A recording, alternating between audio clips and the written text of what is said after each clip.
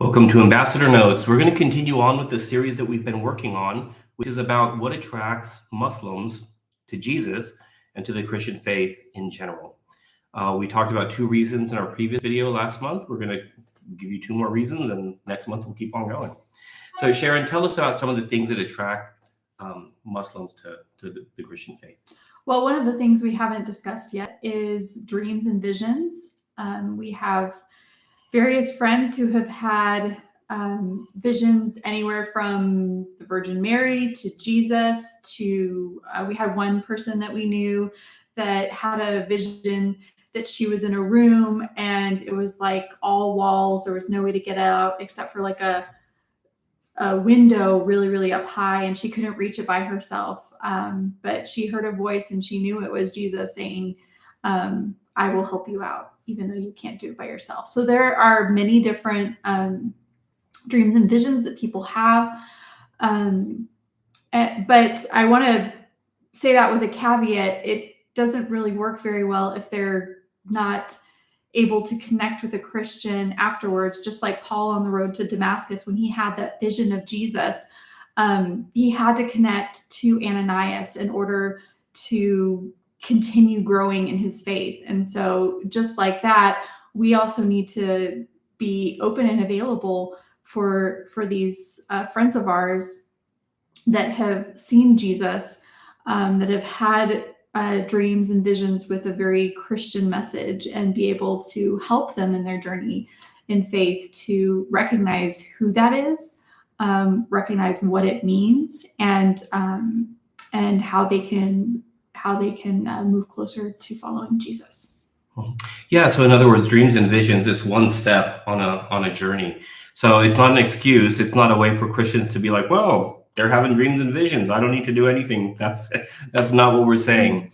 It's also interesting to note that some people in some areas tend to have more dreams and visions, whereas other converts from other countries, it doesn't feature very much in terms of their testimonies. I don't know why this is. I don't know how that works.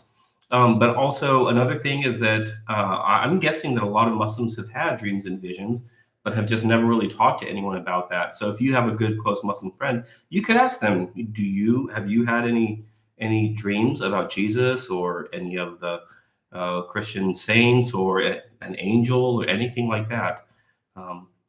So dreams and visions. And the other thing that I want to talk about today that attracts a lot of Muslims to the Christian faith, including even leaving Islam for Christianity, is the personality of Jesus. A lot of Muslims, especially ones who tried to be religious, tried to be very informed about their faith, they have learned a lot about the life of Muhammad, the founding figure of Islam. And Muhammad, he was a very variable person. He could be very magnanimous, very generous, but he could also be very petty, paranoid, vengeful. But you compare that to Jesus, and you see how Jesus treats people, like how Jesus interacts with children, how Jesus interacts with women, how Jesus interacts with the powerful. He's not afraid of them, as opposed to how he interacts with the people on the margins of society. He's willing to talk with them and spend time with them and greet them and be their friend and their teacher. So just the personality of Jesus is a beautiful thing. One thing that I like to say to Muslims, I just said this to a guy a couple of days ago, was that really you have two different stories about God here. You have the story that Muhammad is telling you, and you have the story that Jesus is telling you. And these two stories, they're not like similar on the same path. They're two different paths. And every person at the end has to choose if they're going to go with Muhammad's version of God or Jesus's version of God. This is not something that most Muslims have ever heard. Most of them they just believe that we as Christians are kind of corrupted, lousy Muslims, that were very stubborn by worshiping this prophet, this human prophet Jesus, and calling him the Son of God, which is, of course, blasphemy. But I like to say, you have two different versions here of who God is, two different stories. Get to know them both and figure out which one you want to live according to. And, the thing about Jesus is just his teaching is compelling and beautiful. I'll finish with a brief anecdote.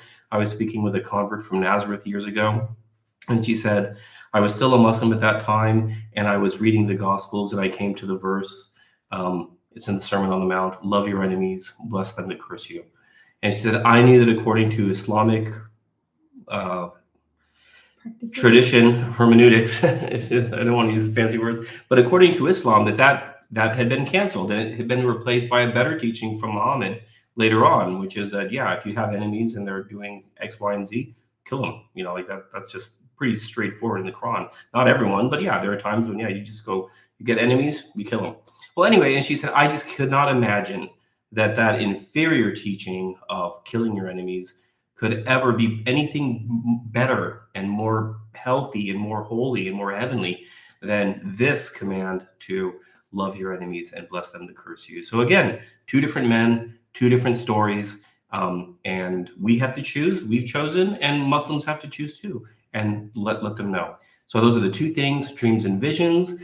And the second one is the personality of Jesus, especially when compared with the personality of Muhammad. Thank you very much.